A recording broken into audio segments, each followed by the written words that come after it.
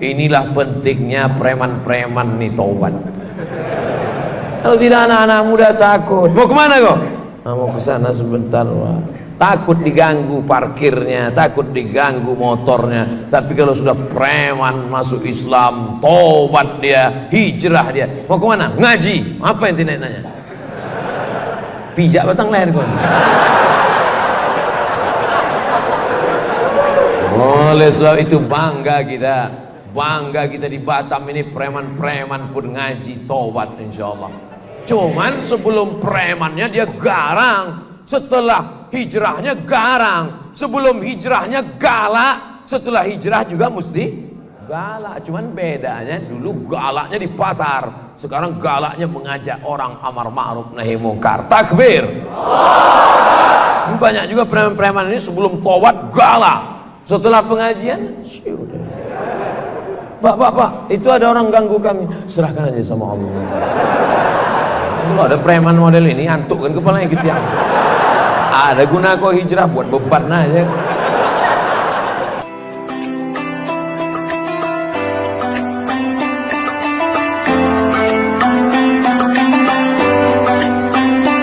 Kalau terkumpul duit malam ini, mau dibangunkan klinik du'afa. Orang susah tak ada duit masuk klinik, sementara biaya pengobatan mahal melambung.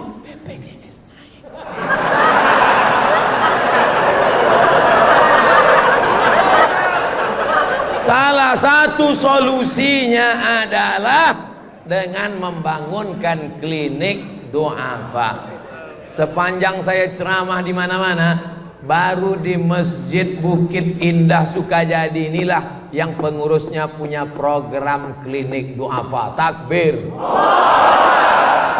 Kadang pengurus-pengurus ini kalau hari Jumat, kas masjid kita ada 200 juta. Bangga pula tuh pengurus, bilang 200 juta. Sementara sholat di masjid tikar sembahyang pun laku. Itu bukan duit kalian pengurus, itu duit umat, betul?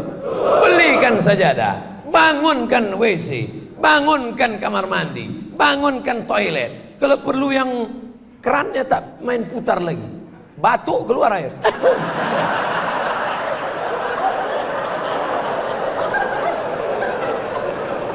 Saya waktu pertama kali ke Brunei tahun 2007, pulang dari Maroko saya 2007 ke Brunei, nampak betul bodoh. Sampai situ tak tahu saya mana yang mau diputar ini. Tapi saya tak mau nanya, masa LCMA nanya? Saya tunggu orang masuk. Nanti cemana dia cara mengeluarkan air.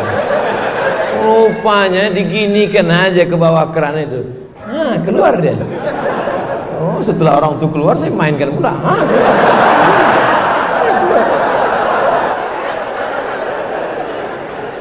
Itulah. Kadang pongah juga kita. Oleh sebab itu apa maknanya? Berikan kemudahan-kemudahan untuk rumah Allah. Buatkan AC banyak-banyak. Alhamdulillah Ustaz Somad, sejak AC masjid kami banyak, ramai masjid kami sekarang. Tapi tidur siang. Tak betul. AC dibuat itu supaya nyaman mendengarkan khutbah ibadah. Karpetnya tebal. Tengoklah Masjid Bukit Indah nih, karpetnya tebal. Ini lunas sudah kan? Dindingnya pun batu marmer granit indah, pokoknya mantap lah. Cuman yang kurang tak ada pula gambar saya. Tak usah lagi pakai gambar-gambar, sah. Gambar manusia tak bagus, sudah cukuplah ini sudah. Oh, Masjid Bukit Indah Sukajadi Batam. Oleh sebab itu nanti kalau terkumpul duit ini, dibuatlah klinik-klinik untuk du'afa. Bapak-bapak yang tak du'afa pun boleh juga, cuman bayar. Ada klinik gigi, ada klinik bersalin, ada klinik kulit. Orang yang sakit gigi jauh dari Allah, tapi kalau kliniknya dekat masjid, pas azan Allahu Akbar, Allahu Akbar, kata dokter, Pak ke masjid dulu Pak. Ke masjid. Pas habis sholat sehat dia. Alhamdulillah, sehat rasanya. Sehat kata dia. Begitu juga dengan ibu-ibu yang hamil tuh, tak pernah dia mendengar ayat Quran, tak pernah dia berwudu, tapi begitu sama ibu-ibu sudah sholat, sudah, mudah-mudahan diberikan Allah kemudahan ya, tenang jiwanya. Itulah makanya klinik di halaman-halaman masjid, kebetulan ada tanah kosong, buatkan klinik duafa, klinik. Bapak ibu kalau pergi menengok orang-orang susah yang tak punya duit, Masya Allah, tabarakallah. Saya kemarin pulang dari Sabah, Malaysia. Saya mau ngasih tahu aja bahwa saya ceramah tuh udah luar negeri aja sekarang. Ustadz Samad, ini orang hebat. Kata Pak Cik ini orang hebat Ustadz Samad. Apa hebatnya Pak Cik? Dia datang ke rumah sakit, dicarinya orang miskin yang jauh dari kampung, yang tak punya penginapan di kota, otomatis tak ada tempat tidur, tak ada makan, dibelikannya nasi kotak, nasi bungkus bagi. Sampai akhirnya satu hari rupanya salah bagi, dikasihnya orang kaya. Orang kaya ini nanya, ini bukan hak saya bagi-bagi. Akhirnya dia pula membagi kepada yang lain. Jadi ada saja ide-ide orang untuk membuat kreatif untuk membantu. Ini makannya, tapi biaya kesehatannya. Saya pula pergi ke Bandung, ada orang kena kanker mata, ada saudara kita yang kena kanker leher, berlubang tenggorokan, ada yang kena kanker perut. Sudah, saya tanya, ini sudah berapa bulan? Baru 4 bulan Ustaz, tapi rasanya sudah sesak nafas. Mau dioperasi kapan? 2020. Sekarang baru bulan September, 4 bulan aja udah sebesar itu. Meletuplah 2020. Akhirnya dibawa langsung ke rumah sakit. Kenapa? Karena ada orang yang berbagi. Banyak orang miskin diuji dengan kemiskinannya sabar, tapi banyak orang kaya yang diuji dengan kekayaannya tak sabar. Orang sabar diuji dengan miskinnya sabar, orang kaya tak sabar. Datang bakhilnya, datang pelitnya, datang kikirnya. Kalau kakinya diuji untuk datang ke masjid, kuat. Diuji telinganya dengar ceramah, tahan. Diuji untuk tegak berdiri di luar tak dapat tempat duduk, tahan. Yang berdiri jangan tersinggung, karena aku pun berdiri juga dari tadi. Tak bisa rupanya Ustaz duduk. Bisa duduk kursi udah secantik ini, tengok mahal ini. Kenapa Ustaz tegak berdiri? Nanti kalau saya duduk yang belakang tuh bilang tak nampak Pak Ustaz, padahal udah dikasih layar 2, udah mantap-mantap. Ini layar ini memang permanen. Alhamdulillah, karena dibagi sebagian masjid ada yang masih minjam.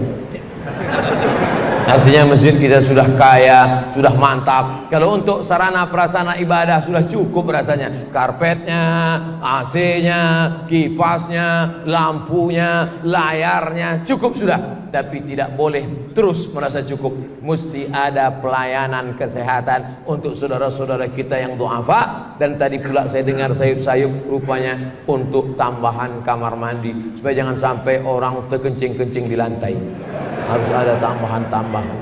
Nampaknya sepele Bapak Ibu, tapi jangan pula kita berpemahaman siapa yang bangun masjid dibangunkan rumah di surga. Siapa yang bangun masjid dibangunkan rumah di surga. Jadi kalau membangun WC, masa masuk surga cuma dapat WC Pak Ustaz? Bukan gitu cara berpikirnya. Ini otaknya harus diluruskan. Yang mau kita ambil pelajaran di sini bahwa kita sudah memudahkan urusan orang lain. Tidak ada urusan yang paling sulit daripada urusan buang air. Betul? Yang pernah kebelet merasakan itu. Itu kok otak naik. Kalau ada orang mau ngasih duit, ada orang mau ngasih cincin emas, ada mau ngasih duit, dengan mau ngasih WC sedang kebelet sikit lagi mau tumpah, pilih mana? Duit apa WC? Berapa lama orang dalam perjalanan tolong cari pom bensin, tolong cari untuk apa Pak? Minyak kita kan full, bukan minyak ini udah di ujung udah. Rasanya mau diikat aja pakai karet.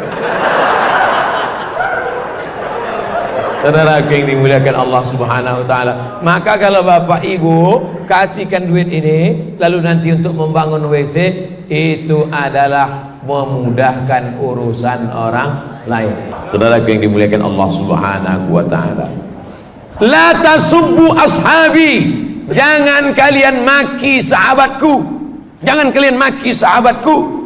Lau anfaqa ahadukum mithla uhudin zahaban, andai ada di antara kalian yang bersedekah emas sebesar bukit Uhud, sebesar bukit Uhud dia sedekah emas, tak sampai setengah tapak tangan Abu Bakar Siddiq. Ada orang Batam ini yang bersedekah emas sebesar bukit Uhud. Besar bukit Uhud tuh Pak Ustaz, panjangnya 7 km, tingginya belum saya ukur lagi.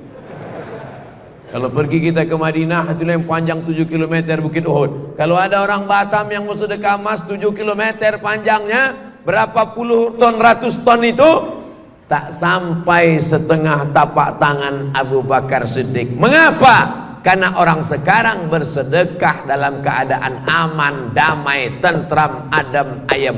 Abu Bakar Siddiq bersedekah pada saat genting, susah, sulit. Oleh sebab itu iman Abu Bakar luar biasa. Kira-kira ada tak orang Batam yang mencaci maki Abu Bakar? Ada. Kita kalau disebut Abu Bakar, Abu Bakr ini Siddiq, apa kata jamaah? Radhiyallahu an. Tapi mereka kalau disebut Abu Bakar Siddiq, laknatullah alaih, Allah melaknat Abu Bakar. Siapa yang melaknat Abu Bakar itu? Syiah. Salah satu ciri Syiah adalah mencaci maki sahabat Nabi. Maka kita wajib membela, karena yang memuji sahabat itu bukan ulama, yang memuji sahabat itu dalam Al-Quran adalah Allah Subhanahu wa ta'ala. Titel untuk sahabat itu RA, radhiyallahu an. Tapi dalam buku 40 masalah Syiah dibuat di situ Abu Bakar LA, laknatullah alaih. 40 masalah Syiah ditulis oleh cari aja lah di internet, cari bukunya, 40 masalah Syiah. Saudara yang dimuliakan Allah Subhanahu wa taala, ini Abu Bakar Siddiq radhiyallahu an. Selanjutnya adalah sahabat Nabi yang juga pemimpin umat Islam, dia adalah Umar ibnul Khattab. Bagaimana cerita Umar bin Khattab? Ada saya buat sini, panjang ceritanya. 35 kisah saat maut menjemput. Ini gambar saya di Batam. Banyak gambar saya di mana-mana berserak di Indonesia pakai sorban warna merah, baju putih. Yang memfoto ini orang Batam. Itu hebatnya orang Batam ini ngambil foto. Bisa mantap, ditanya, di mana nih? Batam. Siapa yang ngambil foto? Tak ingat saya namanya. Tapi insya Allah mengalir amal jariah dia insya Allah. Apa yang kau bisa lakukan? Kau bisa menggambar, gambar. Bisa rekam video, rekam. Kau bukan ulama, bukan ustadz, tapi bisa menyebarkannya, sebarkan. Tapi kalau engkau punya kekuasaan, pakai kekuasaan. Engkau punya harta, pakai harta. Anak-anak muda malam ini harta tak ada karena belum kerja, dia punya kamera, kamera dipakainya. Nah, cuman ada yang mahal, ada yang murah. Sesuailah, pahalanya pun gitu juga. Saudara yang dimuliakan Allah Subhanahu wa taala, bagaimana Sayyidina Umar Ibnul Khattab radhiyallahu an. Umar bin Khattab diberikan Allah kemuliaan bukan pada harta, tapi pada tenaganya. Makanya orang tak berani baca Quran sebelum Umar bin Khattab masuk Islam. Dulu orang baca Quran diam aja, tak bersuara. Jadi sekarang kalau ada orang Batam baca Quran tak bersuara, itu masih sebelum Umar bin Khattab masuk Islam. Kenapa tak berani baca Quran kuat? Karena takut ditangkap Abu Jahal dan Abu Lahab. Takut dibuli, takut diejek, takut dicaci maki. Makanya Nabi berdoa, Allahumma a'izzal Islam bi umarain. Ya Allah, kuatkan Islam ini dengan 2 Umar.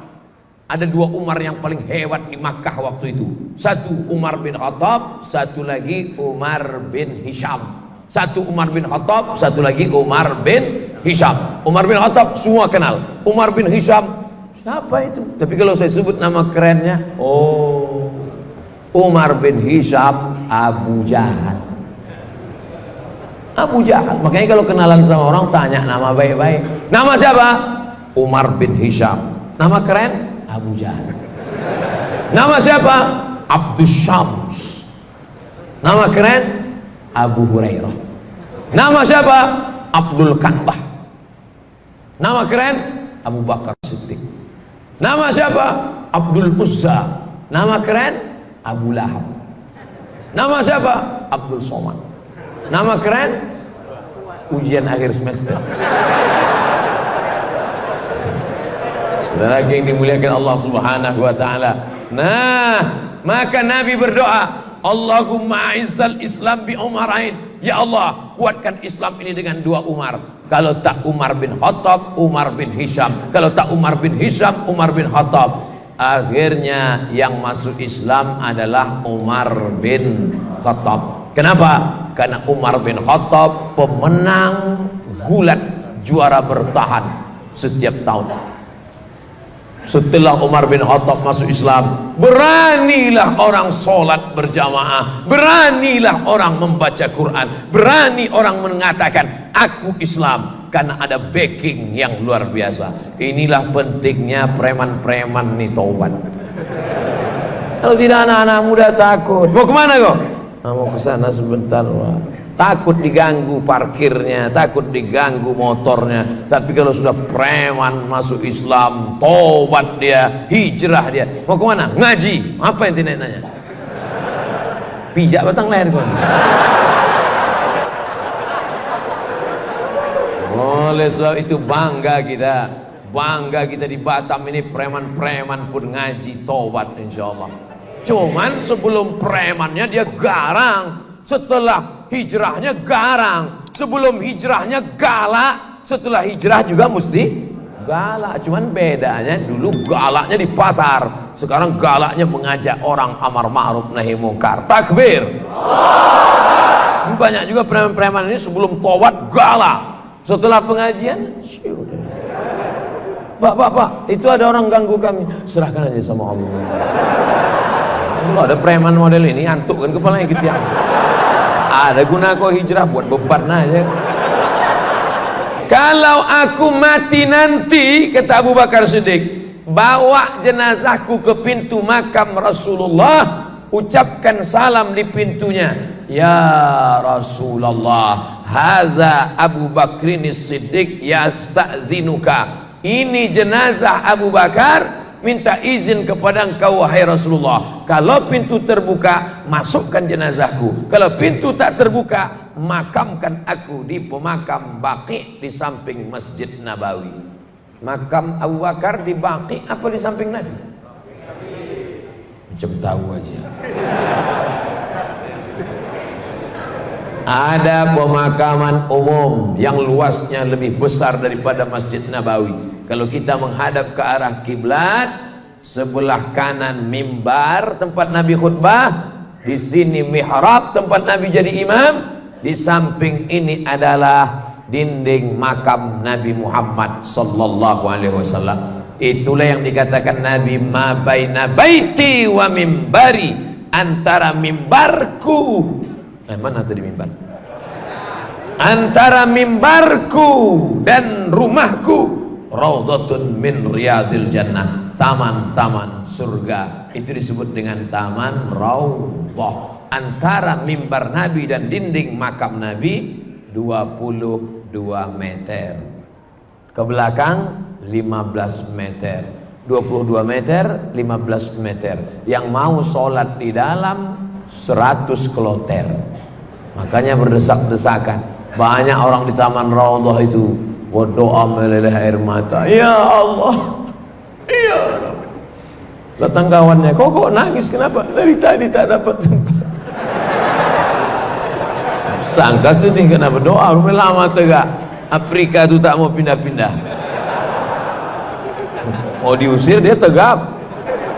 Saudaraku yang dimuliakan Allah Subhanahu wa taala, nanti kalau aku mati, bawa jenazahku ke makam Nabi. Kalau pintunya terbuka, masukkan. Tapi kalau pintu tak terbuka, maka bawa jenazahku di Baqi. Pesan itu disampaikan dan dilaksanakan oleh sahabat-sahabat Nabi. Meninggal Abu Bakar Siddiq di waktu malam, mereka langsung memandikannya, mengkafankannya, dan mereka bawa ke pintu makam Nabi sesuai dengan pesan wasiatnya. Assalamualaikum ya Rasulullah, hadza Abu Bakr Siddiq istazana. Ini Abu Bakar Siddiq minta izin. Apa yang terjadi? Saqatal quflu, jatuh gembok dari pintu makam Nabi. Terus terbuka. Allahu Akbar. Langsung dibawa ke dalam sesuai dengan pesannya. Apa maknanya? Di Jabal Thur dulu mereka berdua saat dikejar kafir Quraisy. Di Madinah 10 tahun bersama berjuang, dan sampai dikubur pun masih tetap juga berdekatan. Makanya kalau kita tegak di depan makam Abu Bakar, makam Rasulullah, Assalamualaikum ya Rasulullah, Assalamualaikum ya Abu Bakr Siddiq, Assalamualaikum ya Umar bin Khattab. Melangkah satu langkah. Pertama masuk makam Rasul dulu, Assalamualaikum ya Rasulullah. Melangkah satu langkah, Assalamualaikum ya Abu Bakr Siddiq. Melangkah satu langkah, Assalamualaikum ya Umar ibnul Khattab. Karena di dalam ada 3 makam. Mudah-mudahan persahabatan kita pun begini juga hendaknya, insya Allah. Di dunia kita bersahabat, di Batam kita berteman, sampai ke liang lahat pun kuburan kita dekat-dekatan, sampai dan nanti masuk ke pintu surga bersama dengan Nabi Muhammad sallallahu alaihi wasallam. Kira-kira bisa tak kita nih sama dengan Abu Bakar nanti? Oke, sekarang saya sebutkan kenapa Allah berikan Abu Bakar keutamaan yang begitu hebat. Pada saat hijrah pindah dari kota Makkah ke Madinah, Abu Bakar ini punya ayah namanya Abu Quhafah. Siapa namanya? Abu Quhafah. Ada tak orang Batam namanya Abu Quhafah? Tak ada. Kalau ada angkat tangan. Tak ada. Abu Quhafah ini benci betul dengan Nabi Muhammad SAW. Ayah Abu Bakar itu musuh Nabi Muhammad SAW. Maka begitu dia tahu anaknya itu pindah ke kota Madinah, lalu kemudian dia pun bertanya kepada cucunya. Nama cucunya anak Abu Bakar adalah Asma. Siapa namanya? Mesti panjang alifnya. Asma. Kalau pendek sesak napas. Ya Asma, wahai Asma. Ya Datuk. Mana ayahmu Abu Bakar? Ayah hijrah bersama Muhammad sallallahu alaihi wasallam. Oh, habislah emas itu dibawanya semua untuk belanja hijrah ya? Kata Asma, tidak Datuk, masih ada emas itu lagi. Mana dia? Datang Asma, dimasukkannya batu ke dalam kain taplak meja. Ini batu, masukkannya ke dalam kain. Oh, lalu dikasihnya ke Datuk. Datuk, kalau tak percaya peganglah. Abu Quhafah tadi buta. Apa? Dipegangnya. Oh, masih ada lagi. Oh, masih ada lagi. Kira-kira emas kalau masuk ke kain bisa dirasa berapa kilo itu beratnya? Paling tidak 1/4 atau 1/2 kilo lah. Itulah maka Allah muliakan Abu Bakar, makamnya dekat dengan Rasulullah sallallahu alaihi wasallam, dan bersama dia masuk surga. Salah satu sahabat Nabi yang dijamin masuk surga adalah Abu Bakar Siddiq. Siap masuk surga bersama Abu Bakar? Ya. Sama macam bunyi pertama tadi. Abu Bakar masuk surga, emas yang dia kasih bisa dipegang kalau ditutup dengan kain. Malam ini kira-kira berapa emas yang mau kita kasih? Yang mau diperbaiki ini WC. Itu kan Abu Bakar Ustaz Abdul Somad. Itu kan 14 abad yang lalu. Saya melihat dengan biji mata saya sendiri. ketika kami hadir penggalangan dana munasarah Palestina, menolong Palestina, langsung telepon ke Panglima Angkatan Darat Hamas, Jenderal Khalid Mash'al dari Mesir. Telepon langsung ke Khalid Mash'al di Palestina. Assalamualaikum Liwa Khalid Mash'al. Waalaikumsalam. Kami dari Mesir, apa yang perlu bantuan? Kata orang Mesir, kami sedang kedinginan, perlu makanan, jaket dan senjata, tolong kirimkan uang. Langsung orang Mesir mengambil goni beras, karung. Disitulah perempuan-perempuan Mesir membuka tangannya, langsung gelang-gelangku masuk dalam, masuk emas masuk, cincin-cincin masuk.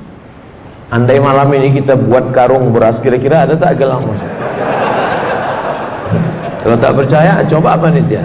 Bawakan karung beras ini. Wah, ibu-ibu itu pun dibukanya lah, tengoknya mana gelang paling kecil. Tengok paling kecil yang sebesar jemuran. Nah, itu masukkannya. Besok pagi dibawa ke toko emas, rupanya imitasi pula.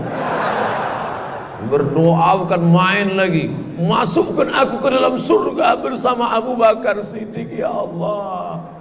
Kata Abu Bakar, kau mau masuk sama aku? Imanmu gombal. Imanmu hanya di tepi mulut, di ujung bibir saja.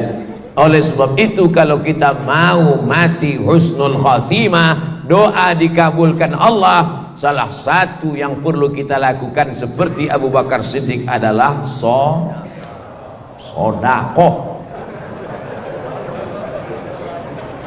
Siap bersodakoh?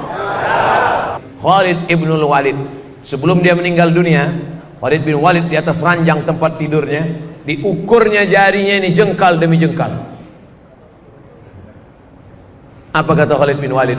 Coba kalian ukur badanku ini sejengkal demi sejengkal. Setiap jengkal badan Khalid bin Walid tak ada yang kosong dari 3. Bekas tombak, bekas anak panah, bekas pedang. Jadi kalau dibuka lengan Khalid bin Walid itu nampak 3. Bekas tombak, bekas pedang, bekas anak panah. Sungguh pun begitu badannya hancur karena jihad fisabilillah. Menangis dia sebelum meninggal dunia.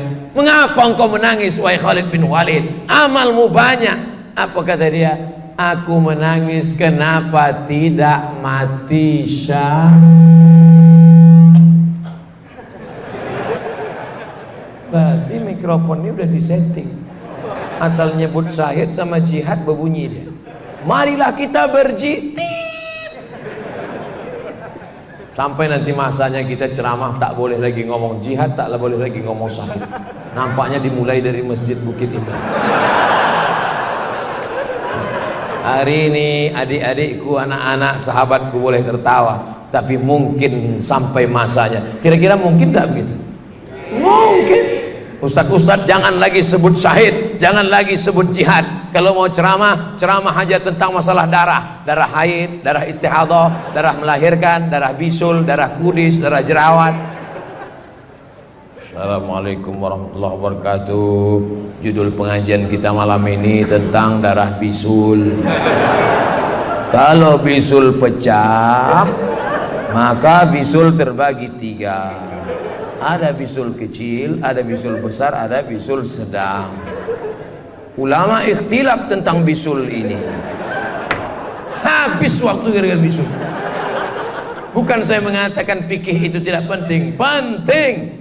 Tapi ada fikul aulawiyat, masalah wudu, masalah toharah, masalah bersuci, penting ngaji, baca kitab. Tapi larut dalam itu, maka sesungguhnya kita sudah mubazir bukan mubazir duit, tapi mubazir intelektualitas. Innal mubazzirina kanu ikhwanas syayatin. Oleh sebab itu masalah intelektual ini hati-hati. Banyak juga orang yang kita sangka intelek, rupanya telek. Telek mambu. La yadkhulul jannata ajuzun. Tak masuk surga orang tua. Menangislah nenek-nenek. Kata Rasulullah, kenapa nangis? Aku tak masuk surga ya Rasulullah. Nabi tersenyum hatta badat nawajizuhu. Nabi senyum sampai nampak gigi gerahamnya. Jadi jangan sangka Nabi itu mentang-mentang Nabi serius saja. Nabi senyum sampai nampak gigi gerahamnya. Ketika datang nenek-nenek mengatakan, "Ya Rasulullah, aku tak masuk surga.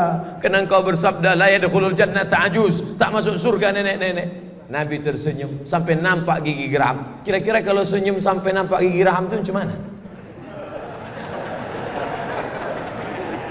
Katanya. Saking senangnya hati Nabi, Nabi tertawa. Apa maknanya? Nabi pun juga ada bercanda tapi tidak berdusta. Ini banyak orang kalau sudah ngaji, nengok mukanya aja ingat neraka jahanam. Dan pikir Nabi itu tak ada tersenyum. Suatu ketika Nabi sedang duduk-duduk, datang seorang sahabat, "Celaka aku ya Rasulullah." "Kenapa?" "Aku berhubungan kelamin dengan istriku di siang Ramadan. Ganti puasamu 2 bulan berturut-turut, 60 hari. "Ya Rasulullah, sedangkan 30 pun aku tak tahan." "Kalau begitu kau kasih fakir miskin 60. "Aku pun miskin ya Rasulullah." Nabi pergi ke belakang mengambil kurma, dikasih Nabi. "Kau miskin, ini kau bawa kurma, kasih orang paling miskin di kampungmu." "Ya Rasulullah, di kampung itu aku yang paling miskin." Nabi pun tersenyum hatta badat nawajizu. Mendengar itu kata Nabi pun tersenyum. Kata Nabi, "Bawa balik, kau jangan makan sama bini." Nabi itu orangnya lembut, Nabi itu orangnya baik, tapi ada juga saatnya Nabi itu tegas dan keras. Ketika orang berkelahi tentang masalah Quran, wah, apa kata Nabi SAW? "Wa kanal insanu aksara syai'in jadala." Memanglah orang ini sukanya berkelahi, berdebat saja tentang masalah Quran.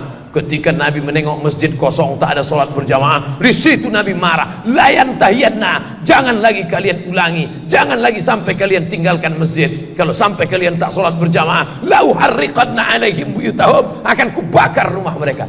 Jadi ada masanya tegas, ada masanya lembut, ada masanya tersenyum, dan ada masanya tertawa. Yang ketawa aja, sisi ketawa, sisi ketawa. Gila aja.